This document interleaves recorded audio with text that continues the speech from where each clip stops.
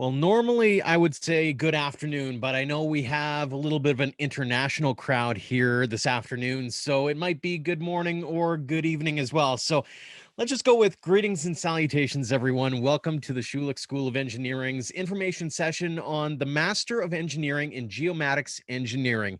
My name is Joe McFarland. I'm the Media Relations and Communications Specialist here at Schulich, and it is my honor and privilege to be here as the moderator and MC for today's session. The format for today is pretty straightforward. We'll start with a short presentation on geomatics engineering here at the U Calgary, a panel then on a day in the life of a geomatics engineer. It's going to be a great panel. Talk a little bit about some of the fun stuff, also some of the inspiring stuff. Have a little bit of fun with things. And then we'll have some additional information about living and studying at the U of C, and we'll have some program details, that kind of thing as well. And then we're going to save the best for last, the best, of course, being questions from you. So if you have some that come up throughout the course of today's presentation, you can use the Zoom webinar Q&A function at the bottom of the screen, type in your questions, submit it, and we'll get to them. We may answer them via text throughout the course of the presentation, but we will absolutely do it for audio and video purposes as well. So that is how today's format is going to work. Before we get there in the formal presentation part, I would like to take an opportunity here to acknowledge the traditional territories of the people of the Treaty 7 region here in southern Alberta. The city of Calgary is also home to the Métis Nation of Alberta, Region 3. With that being said, let's get into the formal presentation now. And as I mentioned, we're going to start off with a short presentation, a bit of a slideshow, and from a couple of people who are very well knowledgeable in geomatics engineering. We're going to start off. He is the department head and professor in the Department of Geomatics Engineering with a research focus on mapping, flood modeling, moving object tracking and databases, and geospatial web applications, just to name a few. Emmanuel Stefanakis is here. Also, professor in geomatics engineering, graduate program director, and the Master of Engineering in Geomatics Engineering. Research focuses in geodetic networks, geophysics, oceanography, surveys, gravity, field modeling, basically just trying to put every word imaginable that I can't pronounce properly for some reason on this Thursday. Michael Sedaris is here as well. So Emmanuel and Michael, take it away. Thank you, Joey. So welcome, everyone. This is a session to advertise our Master of Engineering program in Geomatics Engineering. So a few words about the department. The department was founded in 1979, something like 40 years ago. And that time, it was founded to meet the mapping and surveying needs in Western Canada. It is the only department west of Ontario. So since 1979, lots of things have happened actually, and the department has followed and actually led the rapid evolutions in geomatics technologies to become one of the most renowned geomatics research and teaching centers in Canada and the world. So if you can please move to the next slide. Yeah, so it is a global leader. The department is and our faculty members are global leaders in research in all the geomatics technologies. So this you can see them here. Our graduate students are working with us to actually keep up in the evolution of this exciting discipline. Next, please. Well, so why to take a master's degree in geomatics engineering? So I will leave this question to our panelists that will follow my brief presentation here. Next, please. Well, so the program is pretty flexible. Graduate students registered in the Master of Engineering can either be full-time students or part-time students. It is a course-based program, and the program consists of 10 graduate and undergraduate courses. And the idea is that students, depending on your pace, you can complete this program within 8 months to 2 years. So there is also an accelerated option available, and there is no need for you to find a supervisor. You just apply to the program, and then you can get admission depending on your credentials. So the graduate work is we usually try to keep to collaborate with industry and government so that, as I said before, we are trying to actually move forward and lead the evolution of the geomatics technologies.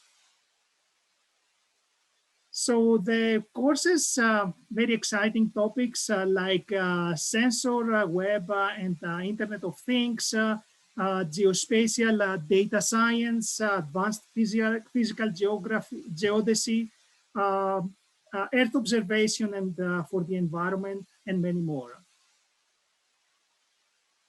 So the focus areas of our program are actually, there are 4 areas actually we can see here.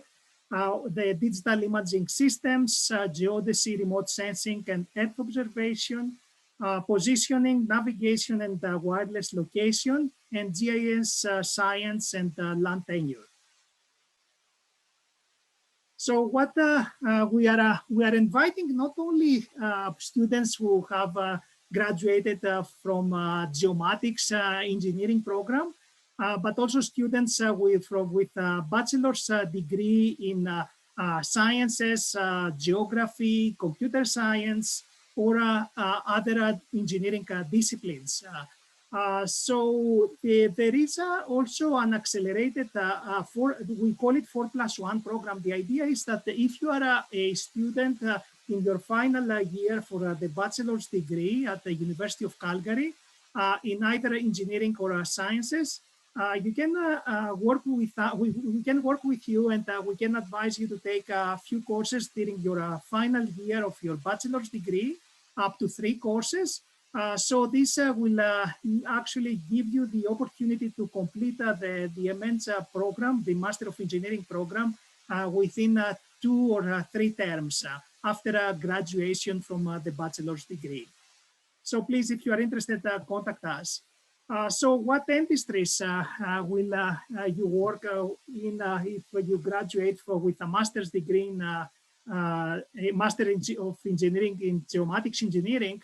So this is hard to tell, hard to exclude any, because as you know, geomatics is the science and practice of location. So all applications actually nowadays need to know where we are, where we are moving to. So here is a list of different industries that you can work in after graduation: navigation, aerospace industry, survey and mapping, resource exploration, and many more. So the panelists that will follow this short presentation will actually delve into this and give you much more insight. Thank you so much for listening. Well, thank you, Emmanuel, as well for that presentation. My apologies as well. I didn't realize that Michael hadn't joined us yet. One of the lovely things about being in the Zoom environment is you don't necessarily know who may or may not be on the call at that particular point. And when you have these kinds of things in person, a lot easier to tell.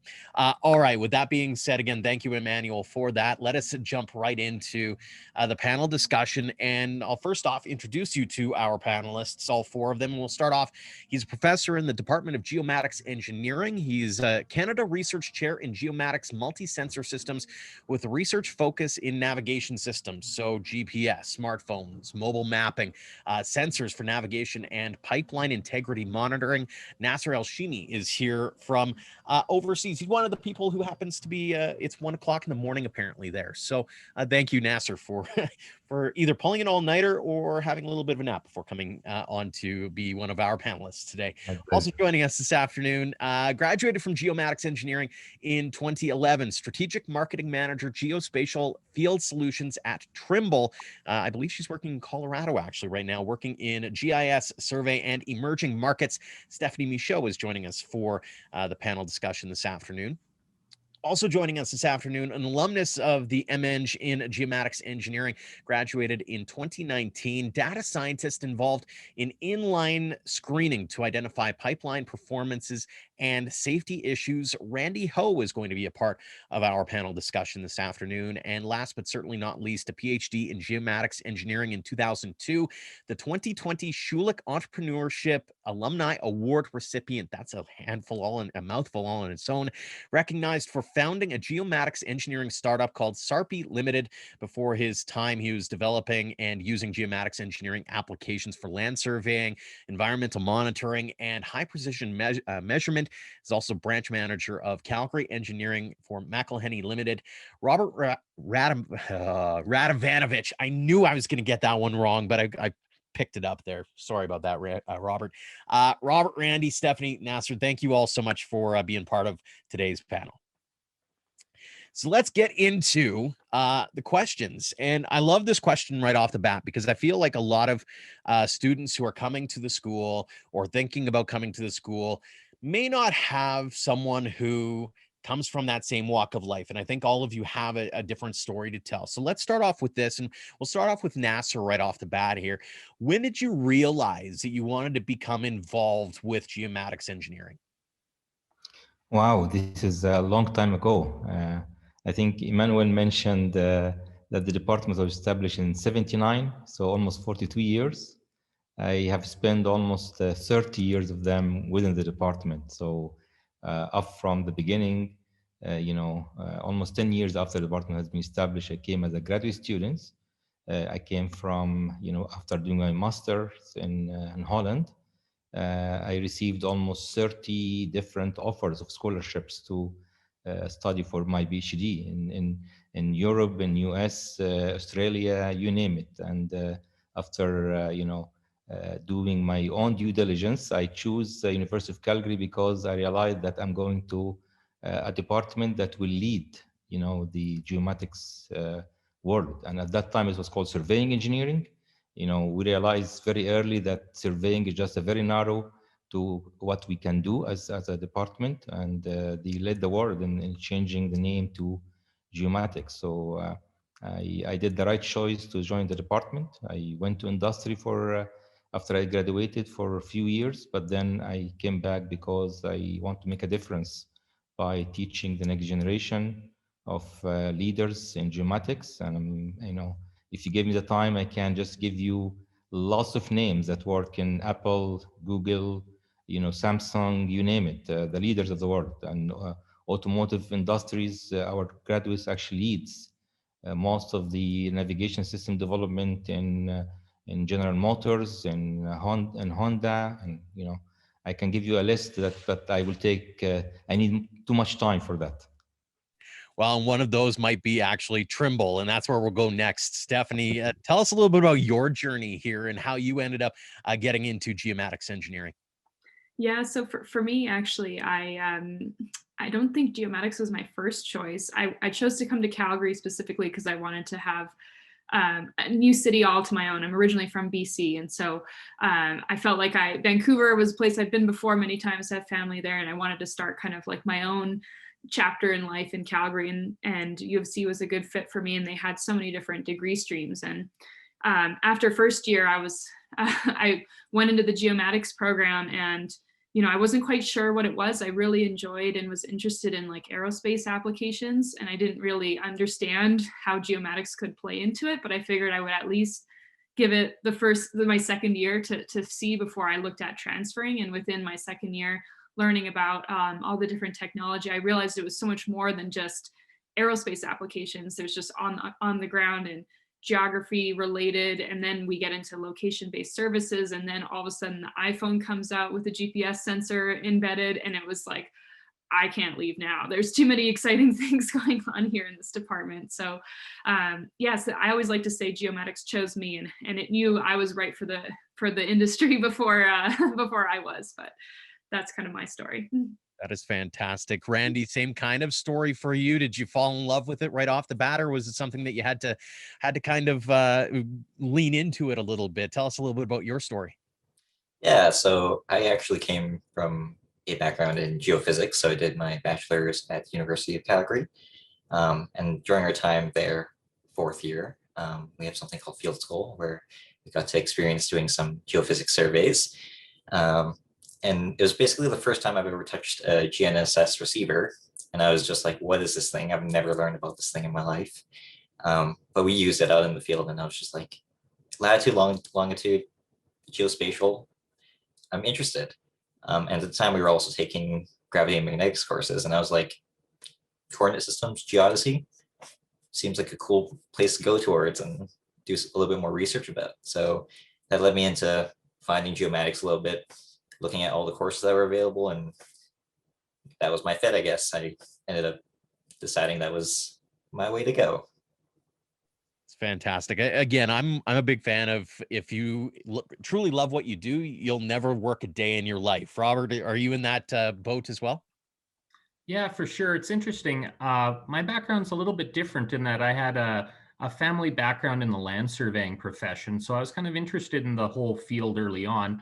And really, the University of Calgary is kind of your standard stop for folks who want to get into the land surveying business and become professional land surveyors.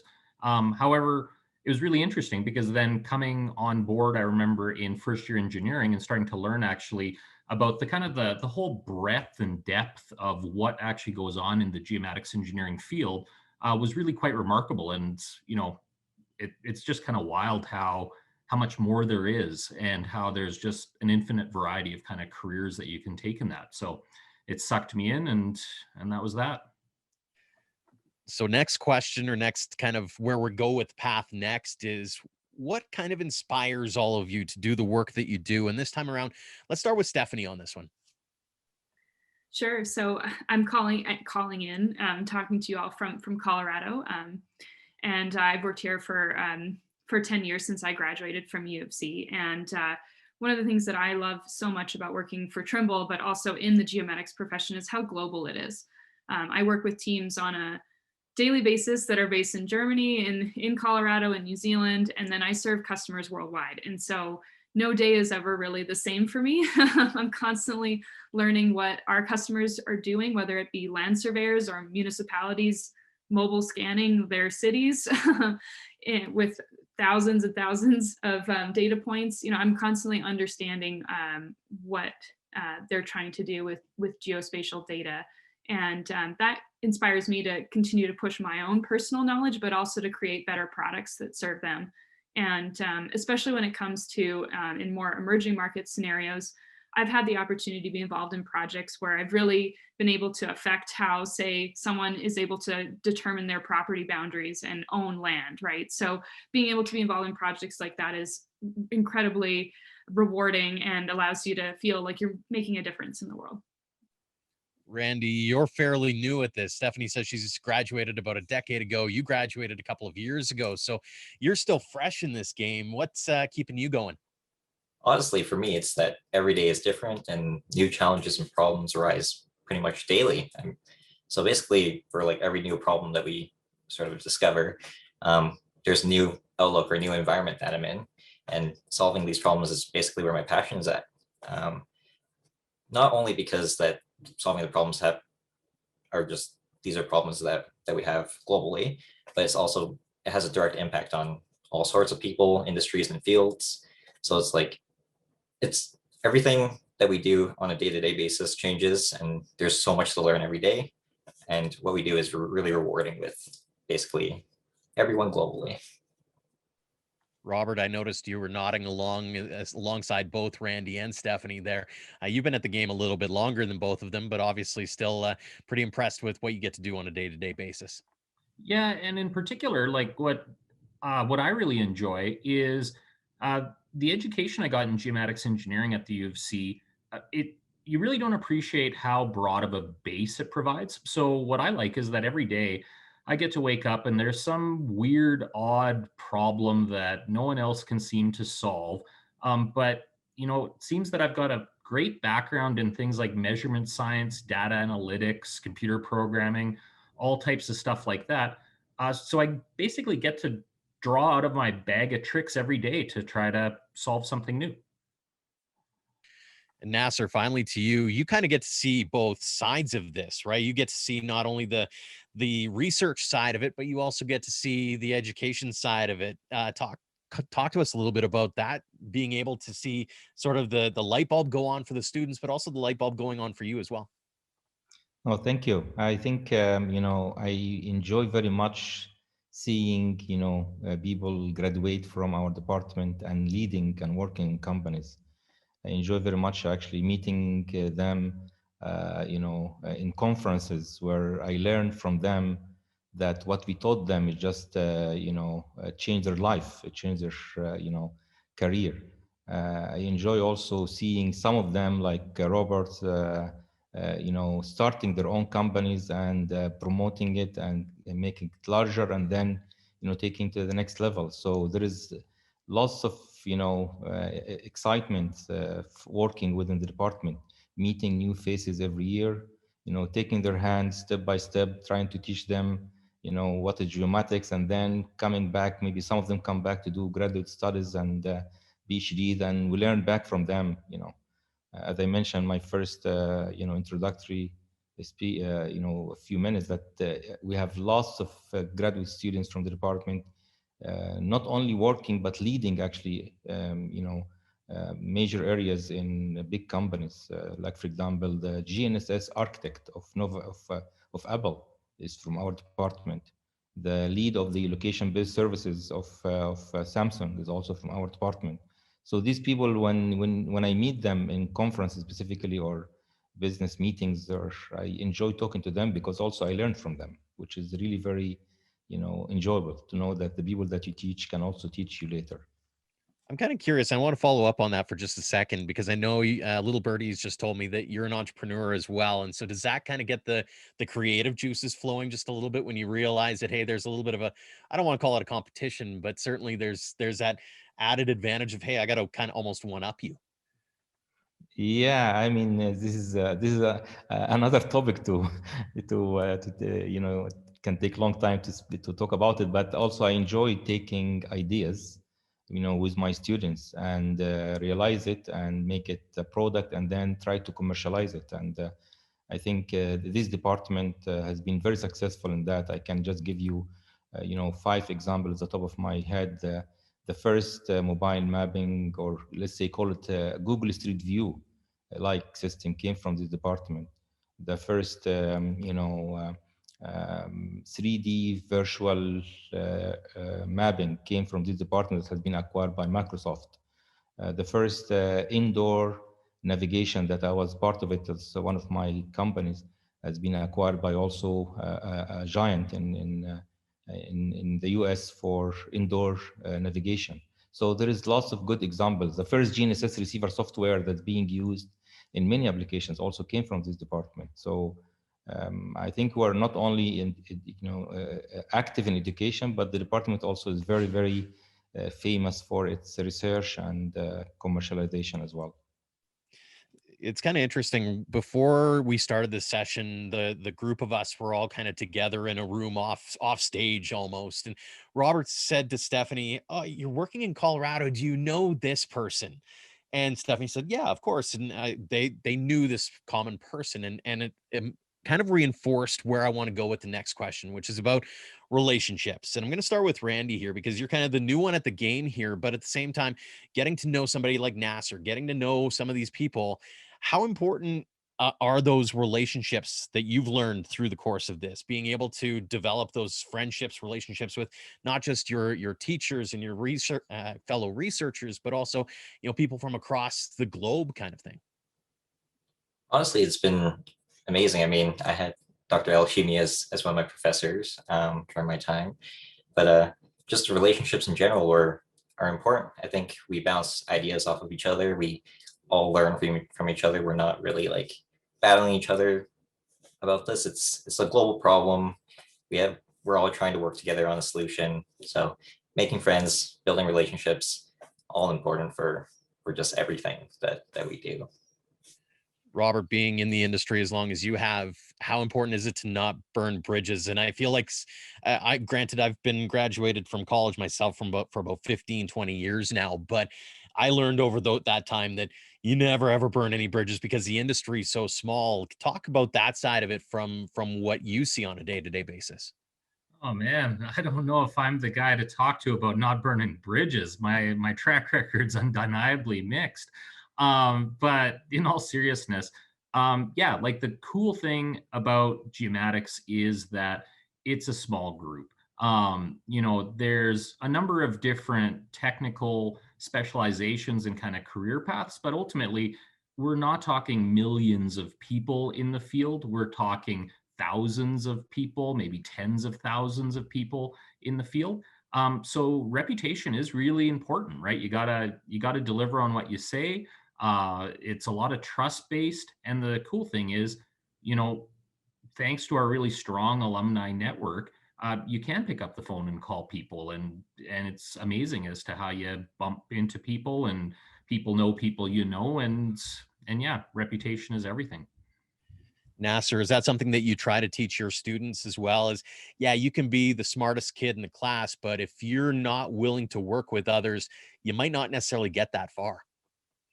100%. Actually, we teach them through even within some of the courses how to work together first, right? The 500, or what we call the graduation project, where they work together and they try some of them they try to secure a project with industry so that they can learn also work in industry during their career. So absolutely, even the very early courses that and Rob and Stephanie and Randy can also comment on that. The first course they take and coming from third year is a summer course in Kanaskas, where they build relationship among each other, which is really very, very nice course, the survey camp.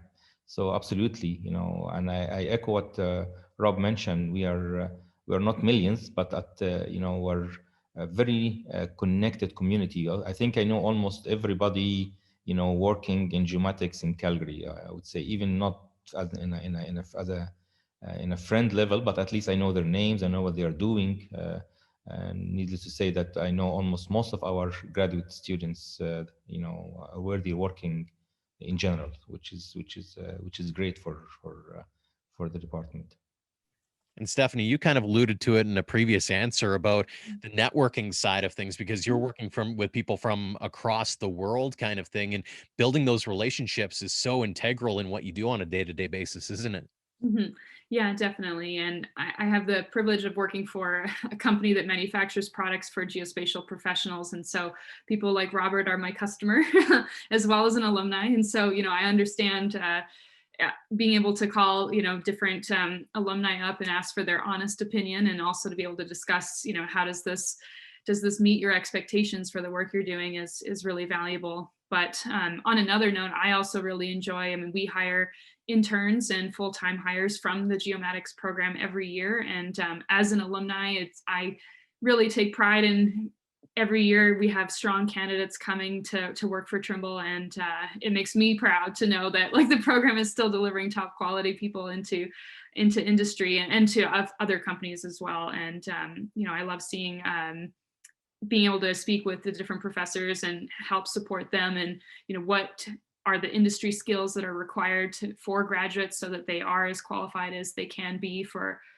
coming into the workforce. And it's great to have that working relationship. So I also kind of, as Nasser is saying, feel like I know a lot of the graduates, even though I haven't been at the university in person in a long time. I still know the students coming out and coming into the workforce. Very cool. Just a quick reminder for everybody who's happening to tune into this live is we do have the Q&A function. So if you have any questions for any of our panelists, any of the people who have presented so far today, by all means, just type in your question and we'll get to that at the end of today's program. On that note, next question kind of dives into more of the day-to-day things. I'm going to start with Robert on this one. Has anything taken you by surprise from the time that you got your PhD, for example, in 2002 to today? Is there anything that's really kind of made you go, oh, I wasn't expecting that? Yeah, I would say one of the things that I did not foresee was how ubiquitous geomatics technology was going to become. And I mean, from like a consumer perspective, when I was doing my, my undergrad and graduate studies, things like airplanes that can fly themselves were like, wow, that'd be cool, wouldn't it? And now for $500, everyone's got a drone. And like, fundamentally, a drone is 100% geomatics technology, right? It's a GPS receiver and sensors and navigation systems. And you can go to Walmart and pick these things up. Positions just become such an integral part of our society now. And that just blows me away. It's got to be kind of one of the fun things, though, at the same time, too. I think it was Stephanie's point earlier on is every day is so different. And so you're kind of having to adjust. And I know it's been the most overused term throughout the pandemic has been you kind of learn how to pivot really quickly, don't you? Well, yeah, you certainly do. And, constant improvement and study and like keeping on top of development's critical to staying fresh in this career. But again, like, I remember us as undergrads, and it's, maybe some days a little frightening that so much infrastructure is based on a bunch of 20-year-olds that were running around campus. I Your sense of ha-ha is just getting me every time. Nasser, from someone again who sees not just the business side of it, but also the student side of it, I assume that you come across surprises probably on a day-to-day basis, don't you? Absolutely. I mean, one of the things that really I'm proud of is again seeing graduates from our department leading, major departments in big companies in tier ones and major semiconductors. This is something that it make you wow when you see someone that you taught a course is using that in something that I'm using back. Like for example, some of the people that developed in GM or Hyundai the navigation systems from our department, which I when I drive, I just remember them, that these guys that I taught 20 years ago are the ones that developed something that I'm using right now. So I echo what Robert mentioned, that nobody can imagine 20 years ago that we'll see GPS receiver and smartphones, right? That we are using continuously in searching for everything we want to do in our day-to-day life activities. No one can imagine, that in 2 years from now that cars will drive themselves, right? And every component in an autonomous car will be relying on some of the principles that we teach in geomatics, whether it's using a camera to detect an object in front of the camera of the car, using laser scanners to detect objects, static or kinematic, using sensors to track car underground and in urban center and so on. So these are all, I wouldn't call it surprises, but it's actually, game changer for our life. It's amazing to me is how quickly it changed, because 20 years isn't that long, 10 years isn't that long, and yet the technology has swung so hard that it begs that interesting question in the back of my mind is, what are we going to be talking about in 2031? Right. And so to go to Stephanie here on this one is, you graduate 10 years ago. Could you have imagined being at this point now? And what kinds of twists and turns did you come across during your journey? Yeah, there's some actually there's two really interesting ones. So the first one being, so I focused on GNSS positioning navigation coming out of the program, and I ended up working for a couple of years in our agriculture division. I don't have an agriculture background. I've never driven a tractor in my life, but I was able to bring to that group a lot of understanding of our technology in order to improve our precision farming applications. And so it was really incredible for me to immediately, like out of school, be able to bring my knowledge and apply it to an industry I had not a lot of like domain experience, in the sense of like having not really worked on a commercial farm like that. And so that was really amazing for me, and not something I would have pictured myself in working in that industry for a couple of years. And after that, the second point is that, and this ties into like what Robert was saying around, the program really gives you a strong foundation. So I took a land tenure course, which I thought I would never use again. But, I went and worked in our land administration division, helping install and set up cadastral and GNSS infrastructure for cadastral surveying work. And, I was constantly thinking back to some of the discussions that I had in that course. And again, another thing I didn't think I would have ever worked in if you had asked me when I was an undergrad. But those were things that, have surprised me. And I continue to rely and fall back on the foundation I learned in my program. Interesting. Randy, as a recent grad, how much do you lean on some of those, whether it's Nasser, Robert, Stephanie, others who've gone through a much longer journey and go, okay, I get it. Like this is going to have to be sort of an ever-changing, ever-evolving kind of line of work? Well, I think everyone has ideas, and there's just an endless stream of ideas from everyone, and from my other panelists, and from everyone you meet in geomatics. And I think that's probably one of the most interesting things about this journey, or just in geomatics engineering in general, is it's just an endless stream. I thought I'd be doing like a cookie cutter, like few problems that I'd be stuck on for a while, but then sometimes you're just at like the grocery store and you're like, oh, maybe I could use this from geomatics. Like I could maybe do some indoor positioning and figure out like how things work in a store and customer traffic and stuff like that. Or there's just a bunch of like different ideas, and every day you'll just go through your day-to-day life and you'll be like, this is something new, maybe we try this. And you could just ask anyone you wanted to and be like, your old relationships, your old professors and stuff, and bounce ideas off them as well. So I think everything changes based off of each other and industry need, I guess. So As someone who is a recent grad, how excited are you about the future because you see how much growth there's been in the last 10 years, last 5 years? I think it's a little like sometimes overwhelming because there's just so much out there, and you think that it'd just be like a few things that you're going to be working on, but there's just so much you could go into. There's so many job titles. Your career can branch off into many different things. Like Stephanie said, she did a bunch of different things at Trimble, and she never really expected it. So I think just having that opportunity and uncertainty is kind of nice, actually, though a little bit stressful. I can only imagine. Next kind of line of question. We talked a lot about the positives in what goes into geomatics, but I want to talk a little bit about some of the challenges as well. And we'll start with Nasser on this one. What are some of the biggest challenges you've faced over the course of your career? Wow. I think when we start, for example, new research project, right? Setting the end goal tends to prove that's not always correct, in the sense that you set a scope that's small. It's actually at the end of the project you end up with something really very, very large. And I can give you just a couple of examples. One of which is my first company that I started off is called Trusted Positioning. We started with one PhD working on location determination from sensors inside the phone, and but after that we find out that's not only about the location, it's about the application itself.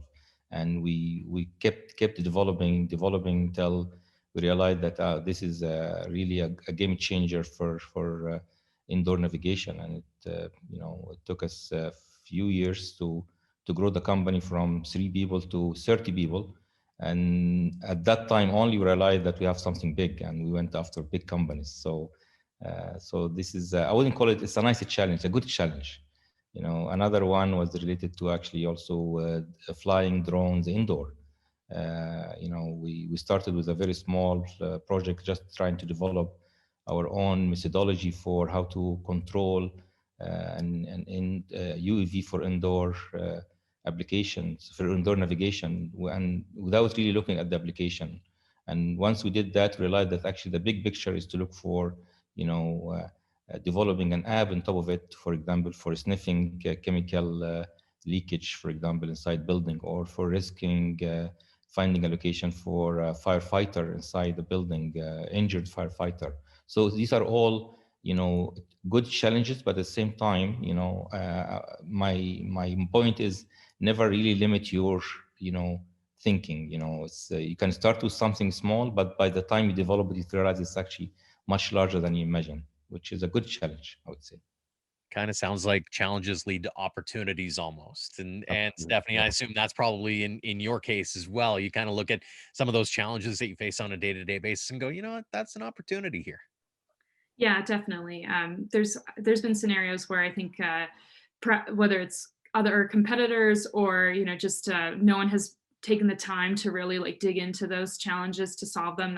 I see that as a huge opportunity, and part of the reason like I worked for a while in like our business development group, I was just fascinated with like where are there new opportunities for us, or those challenges that maybe they're not the easiest thing, but they're an essential part of success for our particular customer in that region of the world, right? And maybe a little bit broader too for me coming, like I said, I'm 10 years into working in the workforce, but challenges for me personally have been like as a young person working for a big global company, it's easy to feel like a little bit intimidated by like, oh, maybe I don't know what I'm doing, maybe I won't ask that question, right? But I've had some opportunities where I have spoken up and asked the questions, and that have actually resulted in filing a patent because somebody hadn't thought about it before. So like there sometimes you can overcoming that challenge and having the confidence to kind of speak up leads to opportunities, just like Nasser said. Randy, we'll go to you here on this one. Any challenges or big challenges you've seen so far? I think the biggest challenge for me right now is that not everything you try or experiment with will actually give you the result that you want.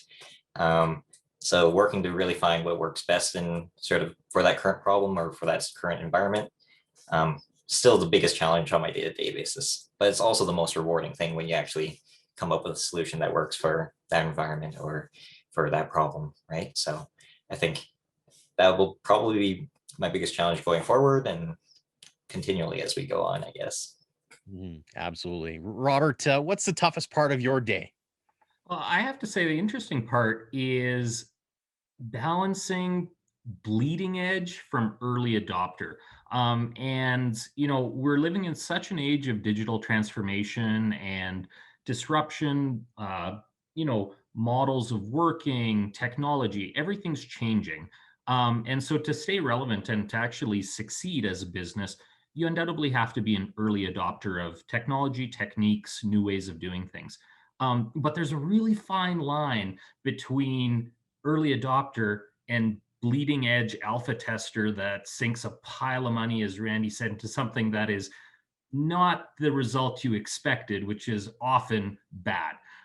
So you've gotta take risks. You've got to try new things. Otherwise, you're going to become antiquated and obsolete.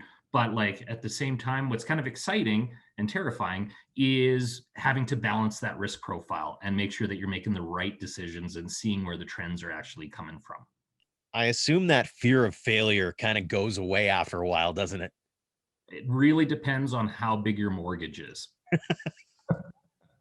Well played. Well played.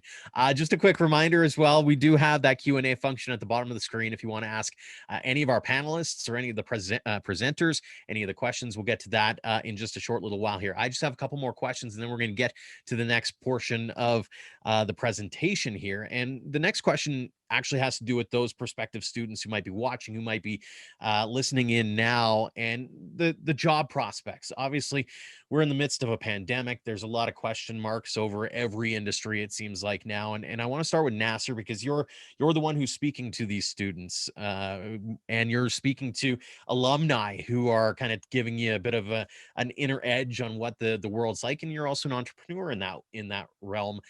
What are you telling kids? What are you telling prospective, not just students, but also possible employees?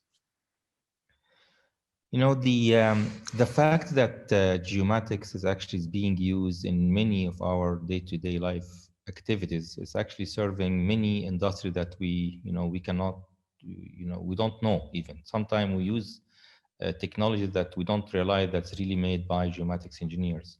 So from the example that you mentioned about the COVID, I think the COVID actually has showed that geomatics technologies or geomatics applications are really very, very important. For example, to keep people at a social distancing, right? How do you know actually that you are, at a 2 meter away from someone, right? For example, I witnessed some of the applications that have been developed in China to track people for the sake of, again, for their safety, to know they went to which restaurant, they went to which supermarket, which bus they ride, which car, actually, when they take their car and try to move from point A to point B. These are all very important information, of course, given the, I would call it the safety of people. It opens lots of opportunity for geomatics engineers. Everything around us is moving, and in order to track all this movement, you need geomatics engineers. So life will never stop, and I believe that geomatics applications and the need for geomatics specialists will never stop as well. I just saw one question, if you don't mind. I saw someone asking about how important is coding in geomatics. I think I can leave that for the rest of the panelists, but I can I can answer this question that coding is very, very important. I think those who work in some of my graduates that work in Apple or work in big companies, they work there because they know two things. They have a background that nobody else have, which is dealing with data, location data in general, but also how to implement it. If you want to work in industry, they will not wait for you to tell them what to do. No, they want you to do it, right? So at least if at a certain level, and then you can leave it for the experts in programming. So programming is definitely very important in our program, and we teach students very well programming in our curriculum. Stephanie, we'll head over to you. What are you seeing on the job market now? Well, so, I mean, I think geomatics students have such a great skill set to come into industry and apply to such a broader range of industries now, not just working purely for like a manufacturer like myself. And I work remotely with people all the time. So I was giving the example of like my team in New Zealand. So, I'm responsible for them. And, normally I work with them over a Zoom call just like this, right? So even with the pandemic, sure, I'm not traveling to that office and they're not coming to Colorado, but I mean, it's still business as usual for working over the phone like this. We also have new employees that we've onboarded remotely, and sure, it means that we have to ship equipment kind of around, or spend a little bit more time and care to make sure that everyone gets that kind of feel and understands like the culture and the community of the team that they're working in. But it's totally possible, and we are moving ahead with that. I mean, geomatics really serves so many essential industries that are becoming more and more important as a result of the pandemic. So, I would say that our industries are not stopping, right? And geomatics is, if anything, becoming more relevant as we try and be more productive with people who are working distanced, or, we can have less people on site. So you need technology in order to facilitate that. Randy, I want to ask about the MEng program a little bit, and what has that provided for you as you've gone into the real world? To me, honestly, the MEng allowed me to sort of discover and explore geomatics engineering in general. I mean, I kind of, at the time, I specialized in geodesy, remote sensing, and Earth observation.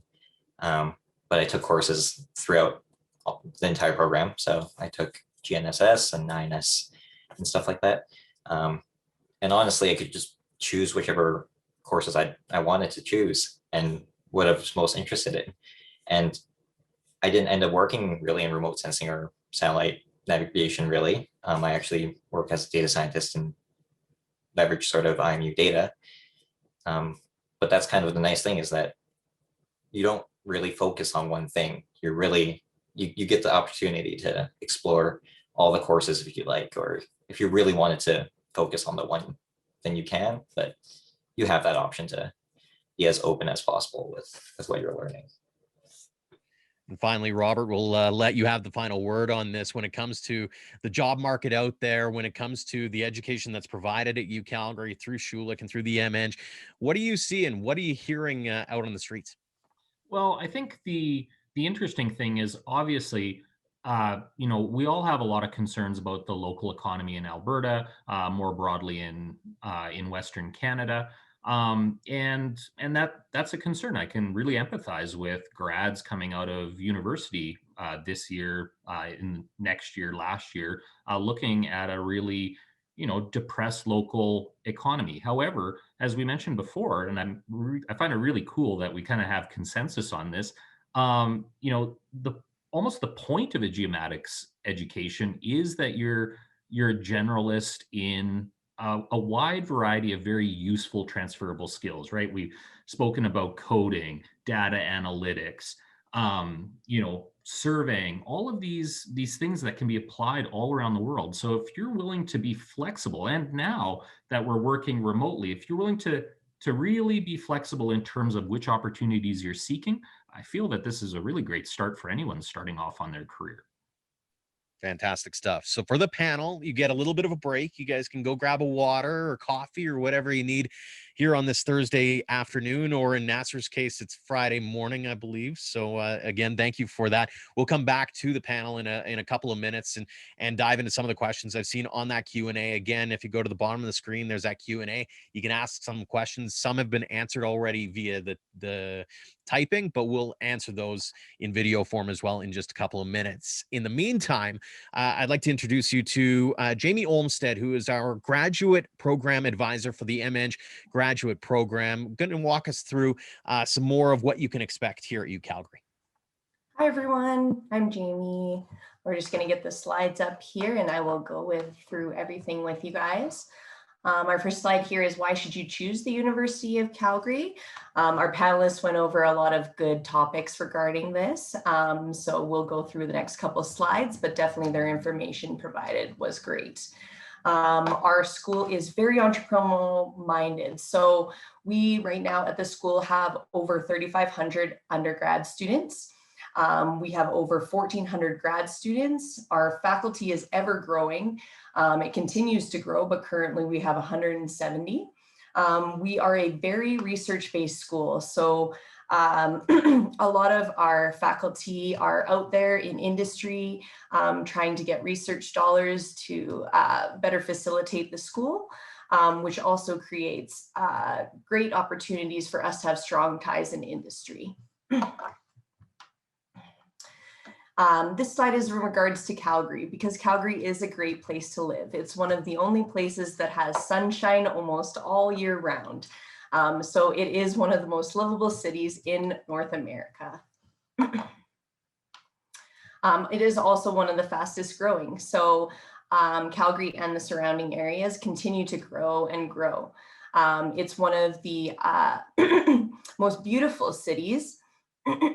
And it has the highest concentration of high-tech workers of any Canadian city.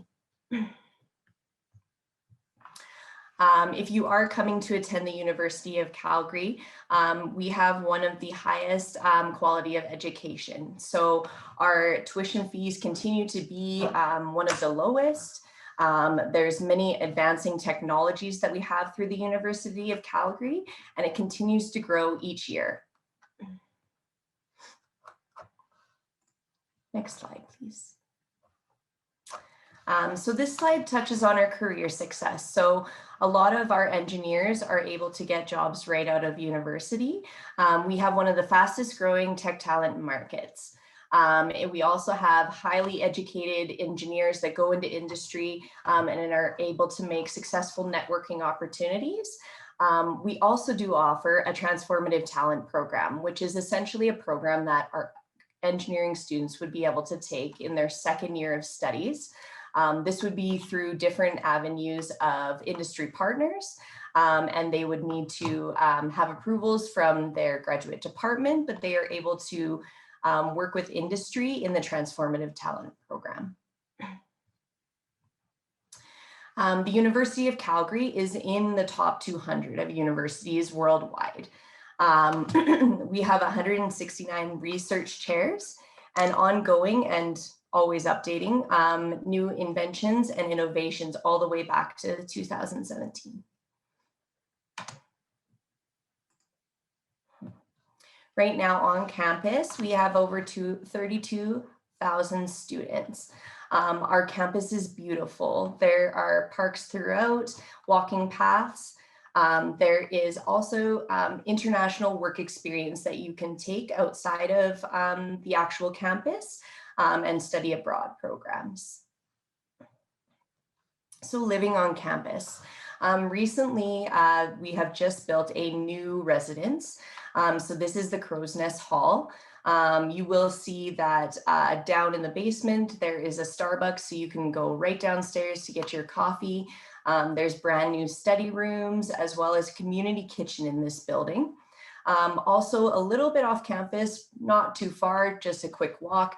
There is actually a family residence services. So there is townhomes there for students that come to Canada who have to bring their families, so that their families are able to live on campus with them. So the cost of living in Calgary. We do get a lot of questions in regards to this. The two links that you see below there are a way of calculating the cost of living when you do come to Calgary. If you want to take down those links there, you can put in the information that you're looking to get the cost on, and you can use these links to evaluate how much it may cost to live in Canada. We do have many different services through the University of Calgary. One really important one is our International Student Services Center.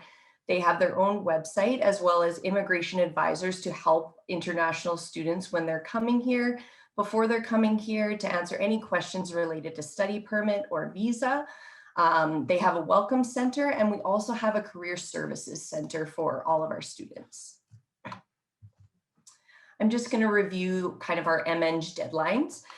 So typically the deadlines are admitted on a rolling offer basis.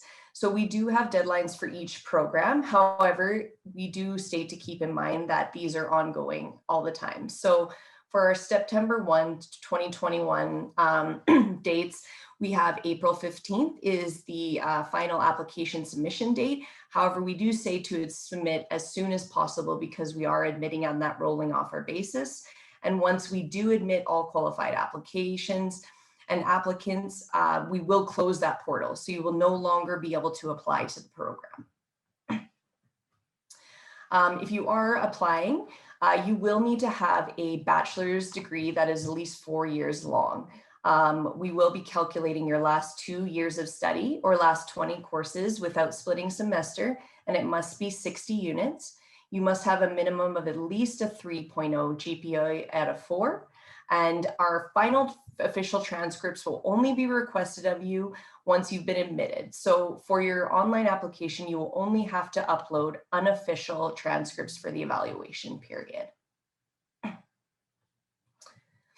I'll touch on our tuition. So for MEng course-based students, you are assessed per course.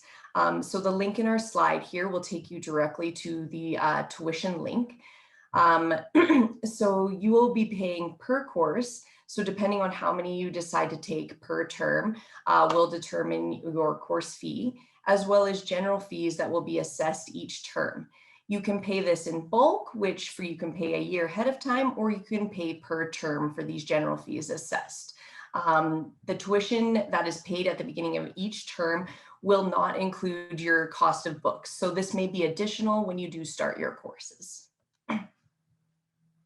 I touched on this a little bit on the previous slides, but as I said, we will use unofficial transcripts to evaluate your application.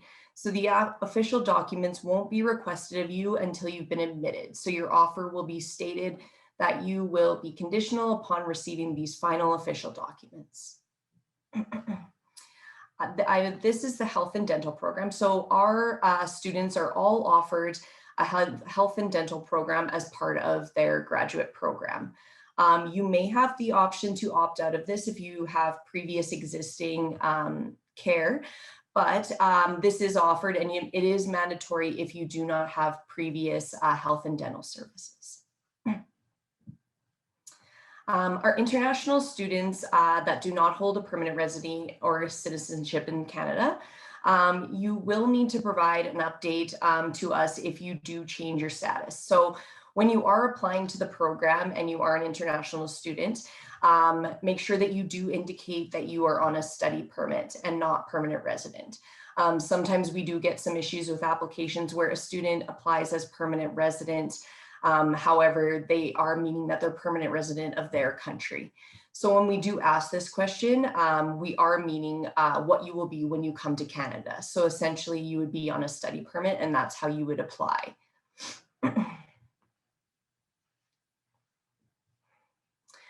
These are our English language requirements. So we do accept the TOEFL and IELTS as well as PET. Temporarily, we are accepting a Duolingo test till the end of this year. So we will accept it for the fall 2021 term. Right now, this is currently only in place for the current pandemic situation. However, if going forward, this is an accepted test, it will be written in our graduate calendar and we will update our websites. In regards to any documents that are in your foreign language, they will need to be translated. So if you are sending official transcripts to us that are in your foreign language, they will need to be officially translated by a translator. Once they have been translated, that translator needs to put them back in the envelope and seal the envelope with their stamp. Because these documents need to be received to us in signed sealed envelopes, they have to make sure that both the English translation as well as the foreign language transcript is both in the sealed document and received to us. This is how we determine that they are official credentials from your institution. And we are at the end. Wow, that went by pretty quickly. So now we are going to get to the Q&A session of our presentation. Thank you so much, Jamie, for that. And I'll remind everybody that if you have questions along those lines down the line, about anything that Jamie has addressed, you can email meng@ucalgary.ca. That's MENG@ucalgary.ca. All right, we are going to invite our panelists back onto the screen. We're going to answer a few of the questions that have come up. And of course, as mentioned, if you have a few more that you'd like to ask, by all means, there's the Q&A function at the bottom of your screen, and you can type it in. And there's been some answers already, but we want to verbalize some of them as well for those who might be watching this after the fact. And I know it was Nasser, I believe, who answered this question originally and then said, yeah, we'll leave it up to the others to answer as well afterwards. And so we'll get to that right now. And the question was from Pedro, who says, how important is coding in geomatics? We've heard what Nasser had to say. Stephanie, what are your thoughts on that question? Absolutely. Yeah, it's, I mean, especially if you're working on the product development side, I think coding is a foundational skill and really important for understanding how all these technologies come together. I personally have not used coding in the last 5 years because I've been working more on a management marketing side. But the fact that I have learned those skills allows me to communicate with my team in a really effective way, so that when someone's explaining why our deadlines are long or something's overly complicated or not possible, I at least have like that baseline understanding of why that might be. So yeah, very important. And the program that's set up through the Geomatics program does give you a solid foundation in programming, which I think is really important, even though it might be challenging at the time when you're in it. That was definitely my experience. I suppose knowledge is power in that regard, right? You may not need it down the line, but it's nice to have. Definitely. And depending on which role that you're working into, I mean, it can evolve over time. I definitely was more reliant on that knowledge at the start of my career, and now it's more of like a nice to have. Randy, anything else you want to add to that? No, I agree with both of them. I think that coding is sort of necessary for a general sense. You will probably need more expertise if you're going into sort of the software dev or the product dev side of things. But I think just having the general baseline for processing and for analyzing and just in general makes things much, much easier. Robert, how about coding to you? Yeah, I would say that geomatics engineers and computer scientists tend to be somewhat frenemies. And I can definitely say that having, started businesses that involve developing software and hiring computer programmers and such, the foundational knowledge that geomatics engineers get in coding, while we don't end up typically being hardcore programmers, arms deep into lines of code, the fact that we understand the basis of how software is developed and the logic associated in the process really makes it super valuable when you have to deal with a multidisciplinary team that involves coders. The next question that comes up from Habib, and this was directed right at Stephanie, but I have some follow-ups that I think I can ask the rest of the panel. Habib asked, hey, Stephanie, how did you find yourself in the ag sector coming out of school? Yeah, so it was really a lucky circumstance, really. So I started at my company doing a rotation program where I spent 6 months in 4 different divisions at the company. And so I happened to have agriculture was a predetermined role because it's a big sector at my company. So I worked there for 6 months. I really was interested. I saw that I was immediately able to add value. And so after I finished the other rotations I had, I decided to take a longer, more permanent role with that group. So it was totally like by chance that I happened to have a rotation in that group and that my company had an agriculture division. Nasser, when you talk to students or you talk to potential employees down the line, is that something that you kind of try to make sure that they are aware of? Is that, again, we talk about the pivot idea, but even beyond that is talking about that idea that you may not end up in the line of work that you kind of envisioned when you first started this program? 100%, and I think the reason is again the industry is very dynamic these days. You know, I give a couple of examples. Nobody thought that cars will drive themselves in the next few years, right? So what we teach our students right now is fundamental, but at the same time, it's not the end of the game. They have to, they will face some challenges in trying to apply that and take it to the next level. So absolutely, I always tell also my graduate students, which is another level beyond the bachelor, is that the industry outside is just moving continuously. You have to update yourself with knowledge beyond what you learn in school. Stephanie mentioned about agriculture, right? The role geomatics play a very important role in automation of the precision or the agriculture sector, but also for many other industries as well. Robert, so far you're where you thought you'd be when you first started the program, or did you end up changing trajectories as well? I think I change trajectories pretty much every 4 years, it seems these days. And again, I attribute that really to sort of the wide variety of skills you get out of a geomatics program. When I started, nowadays, I manage a multidisciplinary group of engineers, environmentalists, landscape architects, surveyors. We deliver civil infrastructure projects. 5 years ago, I was soldering together instrument sensors to build measurement devices. 5 years before that, I was building software to allow 3D visualization of data sets. Once I found a submerged bulldozer in a poisonous tailings pond. Like, you're just doing all different things all the time. And Randy, how about you? For me, I guess since I'm relatively new, I did have to do my own, pivot in industry because I decided to sort of take on more of a role that was outside of my specialization. I just found everything that I learned in geomatics was interesting. And I mean, they gave us the background information and knowledge to really apply for those jobs and do well in those jobs.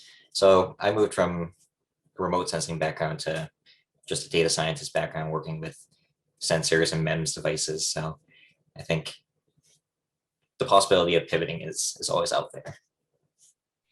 Absolutely. It looks like we got one more final question for the panel, and it was answered by Robert via text as well. And I want the rest of, I'll get Robert to answer this first, is what do you think is the difference between someone who has a master's and is in the workforce and someone who doesn't have a master's and is in the workforce? Yeah, I thought that was a really interesting question. And ultimately, I really think that kind of a master's acts as a bit of a force multiplier on industrial experience, right? So, certainly, if we're going to be honest, is a new master's student have as much deep knowledge as someone who's practiced for 25 years in a technical field?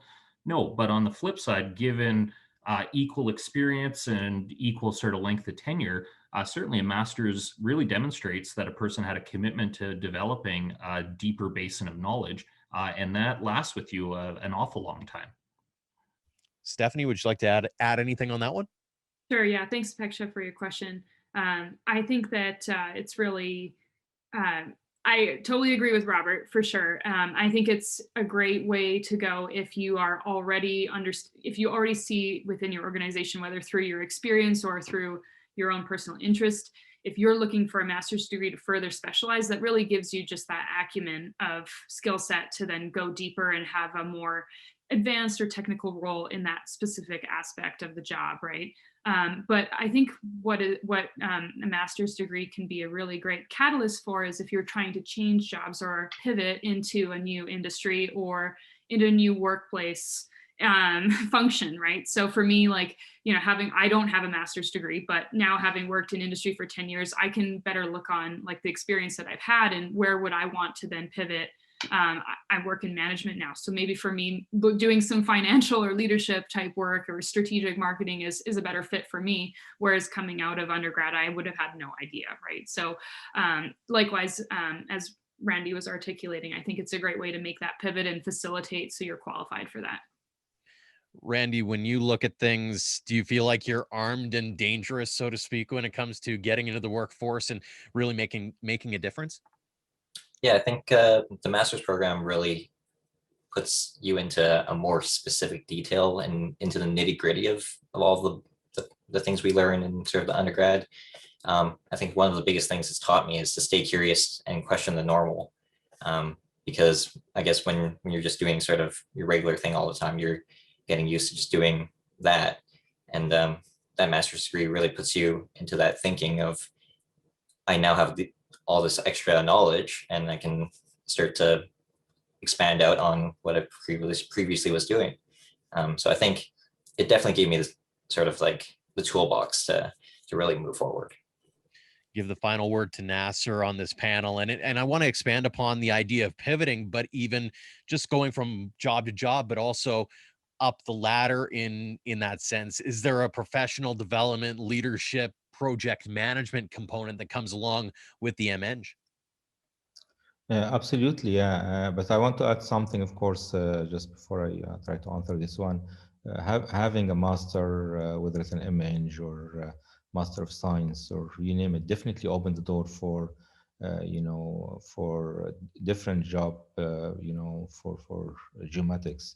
If you are seeking, for example, R&D or development or designs and so on, I think masters will give you expertise beyond what you gain in your bachelor, unless of course you have 5 years, 10 years experience in industry. I'm very biased in this area. I mean, my first company has, as I mentioned, 30. All of them have minimum master or PhD. So again, you find that with the master, the breadth and the depth of the knowledge that you gain in a specific area is really can make a difference for the graduates to find a job in a certain company.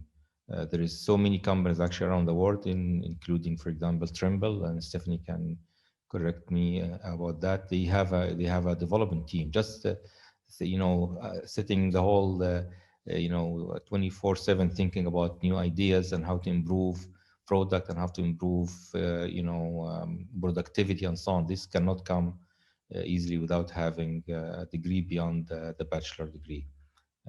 So part of the MEng is that you have the flexibility to learn beyond technical. So for example, you can have professional development. We have usually a graduate course for any graduate students in the department. It's professional development, how to represent, how to write a document, how to write a proposal, how to think, on the spot about questions and so on. So these are all things that are very, important for careers and for differentiating yourself from others.